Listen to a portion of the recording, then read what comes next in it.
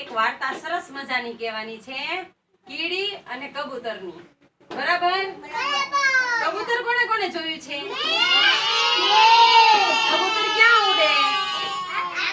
આકાશમાં. કીડી કોણે કોણે જોઈ છે? ઈ કેવડી આવે કીડી? નાની એમથી આવે ને. તો એક નદી હતી, નદીના કાંઠે એક ઝાડ હતું અને ઝાડની માથે એક કબૂતર રે માળો બાંધી. બરાબર?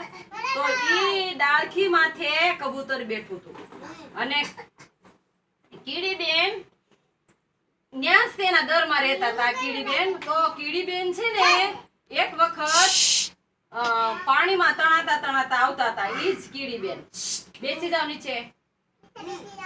આ બાજુ જો પ્રિયલ, આ બાજુ ધ્યાન રાખીને બે. તો કીડીબેન પાણીમાં તણાતા આવતા હતા ને તો કબૂતરને એમ થયું કે આ કીડી ક્યાંક તણાઈ જશે. ઈ કે લાઈને મારે એને બચાવવી જોઈએ હોય કે કીડીને તણાવા દેવાય નહીં. તો એક પાંદડું તોડીને અને પાણીમાં એને તરતું મૂકી દીધું.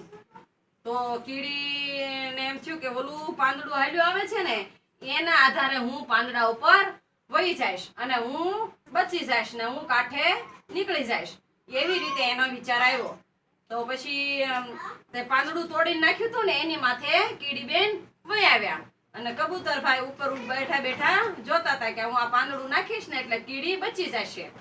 તો હાચે ને એવું થયું, કીડી બચી અને કાંઠે વહી આવી. પછી એક વખત કેવું થયું ખબર? વિશ્વા, એક વખત કેવું થયું કે કબૂતર ડાળી માથે બેઠું હતું ને તો ઓલી બાજુથી એક શિકારી આવ્યો કબૂતરને મારવા શિકારી આવ્યો.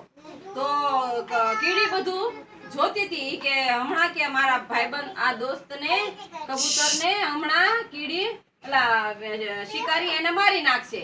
તો પછી હાલી ને કીડી હાલી ને તે ધીમે ધીમે હાલી અને ઓલો શિકારી હતો ને એના પગે જઈને એક બટકો ભરી ગઈ, કવડી ગઈ કીડી.